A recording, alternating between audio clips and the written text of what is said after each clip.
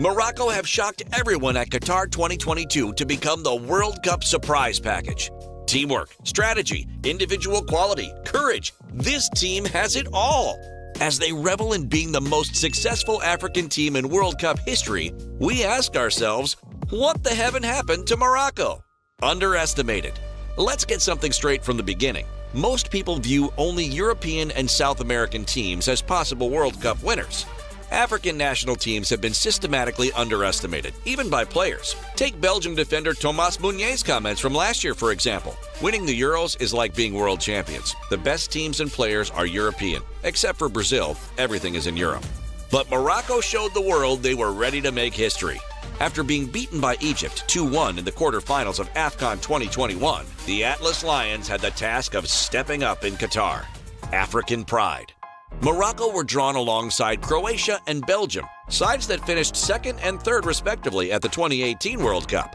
For many supposed experts, the Atlas Lions would only play 3 games in Qatar before heading home. Instead, Morocco won the group without conceding a single goal to either Croatia or Belgium. How on earth did they achieve this incredible feat? Having been in the job for just 3 months, Coach Walid Regragui deserves special recognition. The French-born coach has had an incredible influence on his players, convincing them of their talents, and welcoming Hakim Ziyech back into the fold. In case you didn't know, the Chelsea star was ostracized from the national team by former coach Vahid Halilhodžić. Whether you agree with the coach's decision or not, there's no doubt that Regragui was right in giving Ziyech a second chance. But Morocco's spectacular performance can't be explained by just one player. Goalkeeper Bono has also been key for the Atlas Lions, keeping 4 clean sheets in their first 5 games, making incredible stops in every single game, and saving penalties against Spain. Bono's performances have been supplemented by a stellar support cast too. We've already mentioned Ziyech, but Merabat has been arguably one of the players of the tournament. He's marshaled the Moroccan midfield with strength, physicality, and calmness on the ball. In truth, we could mention the entire side, but these have been the pick of the bunch. Soufiane Boufal, and Merabat's sidekick when it comes to defending as a unit. Or Azzedine Ounahi, whose performances have been so impressive that he's caught the eye of Barcelona. And how about Youssef Ensiri?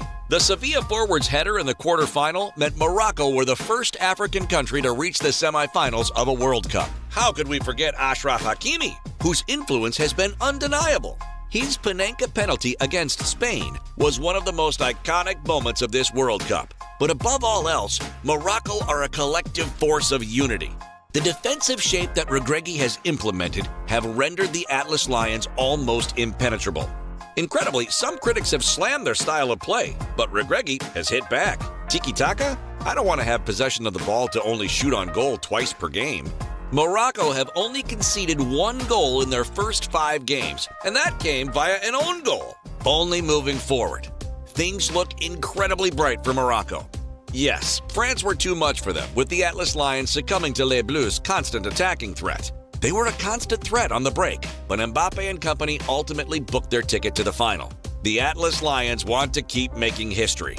That's why they will try to beat Croatia next Saturday to finish their iconic campaign on a high. Led by the fearless Achraf Hakimi, Morocco have written history, silenced their doubters, and flourished.